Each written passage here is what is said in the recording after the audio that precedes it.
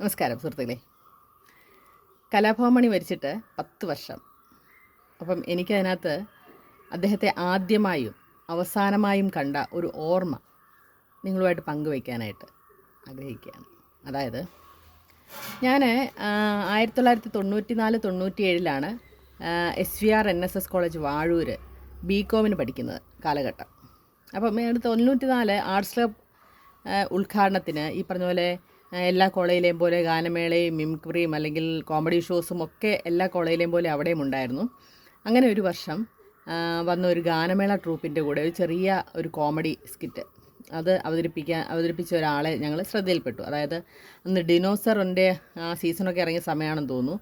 ഡിനോസറായിട്ട് ഇങ്ങനെ ഈ പറഞ്ഞ പോലെ ഷർട്ടൊന്നും ഇടാതെ വായിക്കൂടെ വെള്ളമൊക്കെ തെറിപ്പിച്ച് ഇങ്ങനെ കൈ തീപന്തോ എന്തൊക്കെയോ സംഭവമൊക്കെ ആയിട്ട് ഇങ്ങനെ ഒരു സത്യം പറഞ്ഞാൽ ഞങ്ങൾക്ക് ആർക്കും അതങ്ങോട്ട് അക്സെപ്റ്റ് ചെയ്യാനോ ഒട്ടും അങ്ങോട്ട് ഇഷ്ടപ്പെടാത്ത ഒരു പെർഫോമൻസ് ആയിരുന്നു അത്. ഞങ്ങളൊക്കെ അവിടെ ഇവിടെ ഇരുന്ന് പറയും ഇയാൾ എന്തെന്നായി കാണിക്കുന്നതെന്ന് പറഞ്ഞിട്ട് ഞങ്ങൾക്ക് ആർക്കും അത് അങ്ങോട്ട് ഒരു സത്യം പറഞ്ഞാൽ ഒരു കോമഡി ആയിട്ടോ അല്ലെങ്കിൽ അതൊരു ആസ്വദിക്കാൻ പറ്റുന്ന ഒരു കാര്യമായിട്ടോ ഒന്നും ഞങ്ങൾക്ക് ആർക്കും തോന്നിയില്ല. ഈ മേത്തൂടെല്ലാം ഇങ്ങനെ വെള്ളം ഷർട്ടൊന്നും ഇടാതെ മേത്തൂടെല്ലാം കൂടി വായിക്കൂടി ഇങ്ങനെ ഫൂ എന്ന് പറഞ്ഞ് വെള്ളമൊക്കെ ചീറ്റിച്ച് മേത്തൂടെല്ലാം അതൊക്കെ ഒഴുകി ഒരു പ്രകടനം.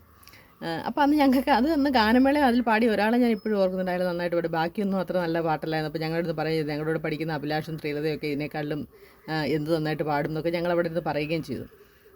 മെലഡി പാടി ഒരു ചേട്ടൻ്റെ മാത്രം പാട്ടെന്ന് നല്ലതായിരുന്നു എന്നൊക്കെ ഞാൻ ഓർക്കുന്നുണ്ട് ഇപ്പോഴും. 94 നടന്ന കാര്യമാണ് കേട്ടോ. വർഷങ്ങൾ എത്ര പോയി, 30 വർഷത്തിൽ കൂടുതലായി, 32 വർഷമായി.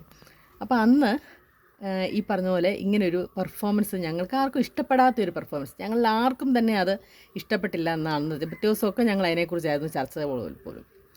കുറേ എനിക്ക് തോന്നുന്നു 1-2 മാസങ്ങൾ കഴിഞ്ഞിട്ട് ഈ എൻ്റെ കൂട്ടുകാർ ശ്രീലത എന്നോട് പറയുന്നത്, എടി ഇപ്പോൾ പുതിയൊരു സീരിയലുണ്ട്, ആ സീരിയലിനകത്ത് നമ്മളെന്നാൽ വെള്ളമൊക്കെ ഒലിപ്പിച്ച് നമുക്ക് ഇഷ്ടപ്പെടാൻ അയള് ആ സീരിയലിനകത്തുണ്ട് എന്ന് പറയുകയാണ്.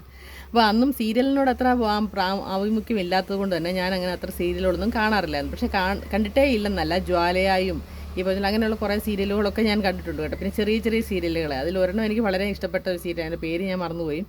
ഈ ജോസ് പ്രകാശിൻ്റെ അനിയനുണ്ടല്ലോ, പ്രേം പ്രകാശും നമ്മുടെ ശ്രീവിദ്യയൊക്കെ അഭിനയിച്ച ഒരു ചെറിയ സീരിയൽ. അത് ഒത്തിരി നാളൊന്നുമില്ല, എൻ്റെ ഒത്തിരി എപ്പിസോഡൊന്നും ഉണ്ടായിരുന്നില്ല. അതൊക്കെ എനിക്ക് വളരെ ഇഷ്ടമുള്ള സീരിയലുകളായിരുന്നു. ഈ പറഞ്ഞ പോലെ അന്ന് കുറേ സീരിയലുണ്ടല്ലോ, നല്ല അനൂപനുവിൻ്റെ ഒക്കെ അങ്ങനെയൊക്കെയുള്ള കുറേ സീരിയലുകൾ കാണുമായിരുന്നു. പക്ഷേ അതൊന്നും അല്ലാത്ത ഒരു സീരിയലിനകത്ത് ഈ പറഞ്ഞ പോലെ എന്നോട് ശ്രീലത എന്ന് പറയുകയാണ്, എടി നമ്മളെന്നാ കണ്ട നമ്മുടെ ഇവിടെ വന്ന കോമഡി ഷോയ്ക്കകത്ത് വന്ന ആ മനുഷ്യനെ ആ സീരിയലിനകത്ത് അഭിനയിക്കുന്നു എന്നൊക്കെ പറഞ്ഞിട്ട് അയാൾ എന്നെ കണ്ടിട്ട് ഈ സീരിയലിനകത്തൊക്കെ എടുത്ത് ഞങ്ങളന്ന് ചർച്ച നടത്തി.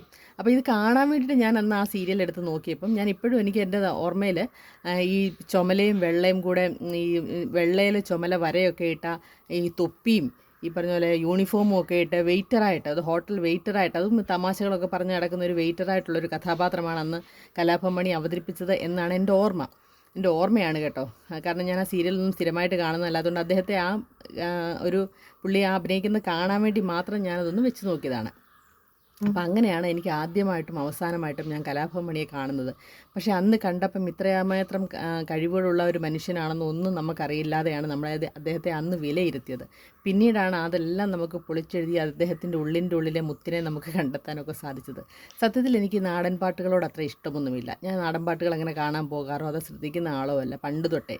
പക്ഷേ അതിലൊക്കെ മാറ്റം വന്നത് ശരിക്കും പറഞ്ഞാൽ ഈ കലാഭവൻ മണി എന്ന് പറയുന്ന ആ കലാകാരനിലൂടെ മാത്രമാണ്.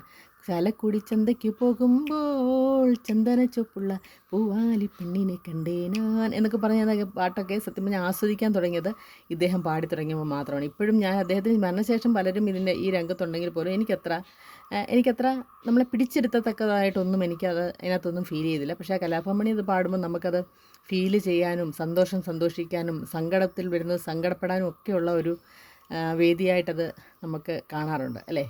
അപ്പോൾ ഇതൊക്കെയാണ് ശരിക്കും പറഞ്ഞാൽ കലാഭവൻ മണി എന്ന് പറയുന്ന അല്ലേ. അദ്ദേഹം പിന്നെ ഈ നായകനായിട്ടൊക്കെ അഭിനയിച്ചതിന് ശേഷമാണ് തോന്നുന്നു ചില സിനിമകളൊക്കെ പൊട്ടിപ്പാളിഷായതും. പക്ഷേ അദ്ദേഹത്തിൻ്റെ കോമഡികളും നല്ല കഥാപാത്രങ്ങളും ഒക്കെ ഇപ്പോഴും നമ്മൾ സിനിമയിൽ കാണുമ്പോൾ നമ്മളിൽ നിന്ന് ആസ്വദിക്കുന്ന കാര്യങ്ങളൊക്കെ തന്നെയാണ്. ശരിക്കും പറഞ്ഞാൽ ഈ പറഞ്ഞ പോലെ പല സിനിമകളും അല്ലേ, സമ്മർ ബേദിലേമയൊക്കെ നമ്മൾ എപ്പോൾ കണ്ടാലും അദ്ദേഹത്തിൻ്റെ പ്രകടനം കണ്ടിരുന്ന് അല്ലേ ചിരിച്ചു പോകുന്ന കാര്യങ്ങളൊക്കെയാണ്. അപ്പോൾ 10 വർഷം അദ്ദേഹം നമ്മുടെ കൂടെ ഇല്ലായിരുന്നു എന്ന് പറഞ്ഞാൽ സത്യം പറഞ്ഞാൽ നമ്മളതൊന്നും ആ 10 വർഷം നമ്മൾ വിസ്മരിച്ചു പോവുകയാണ്. കാരണം ഈ സിനിമാക്കാരെന്ന് പറയുമ്പോൾ അവരെപ്പോഴും നമ്മുടെ മുമ്പിൽ ഇങ്ങനെ നിറഞ്ഞാടിക്കൊണ്ടിരിക്കുകയാണ് ഇപ്പോഴും. അപ്പോൾ ഇത് 10 വർഷമായി അദ്ദേഹം മരിച്ചു എന്ന് കേൾക്കുമ്പോൾ ഒരു അത്ഭുതം തന്നെയാണ് അല്ലേ. അതായത് എൻ്റെ അച്ഛൻ മരിച്ചിട്ട് 32 വർഷമായെന്ന് പറയുമ്പോൾ അതിപ്പോഴും അക്സെപ്റ്റ് ചെയ്യാൻ പറ്റാത്ത ഒരാളാണ് ഞാൻ. അപ്പോൾ തന്നെ അതുപോലെ തന്നെ ആയിരിക്കുമല്ലോ അവരുടെ കുടുംബവും അല്ലേ. അപ്പം കറുപ്പിൻ്റെ പേരിൽ മാറ്റി നിർത്താത്ത ഒരു കഴിവിൻ്റെ പേരിൽ മാത്രം പിടിച്ചു നിന്ന ഒരാളാണ് കലാഭവൻ മണി എന്നാണ് ഞാൻ വിചാരിക്കുന്നത്. അതിൽ ഒരു എപ്പോഴും അത് പറയുന്ന ഉടനെ ദിവ്യ ഉണ്ണിയുടെ കാര്യം വന്ന് പറഞ്ഞ് ഓരോരുത്തരും വന്ന് കുത്താറുണ്ട്. അവരുടെ ആ പ്രായത്തിൽ അവർ വിവരക്കേട് പറഞ്ഞു എന്ന് വിചാരിച്ച് എല്ലാവരും അങ്ങനെയൊന്നുമില്ല. അവരുടെ കൂടെ എത്രയോ സുന്ദരികളും വെളുത്തതും നടിമാർ അഭിനയിച്ചു എന്നുള്ളത് വിസ്മരിച്ചുകൊണ്ടാണ് ഈ ഒരു നടിയുടെ കാര്യം എടുത്തിട്ട് ആക്ഷേപിക്കുന്നതെന്ന് ഓർക്കുമ്പോൾ എനിക്ക് ദുഃഖമുണ്ട്. കാരണം എല്ലാവരും എക്കാലത്തും ഒരുപോലെയൊന്നും അല്ല അല്ലേ.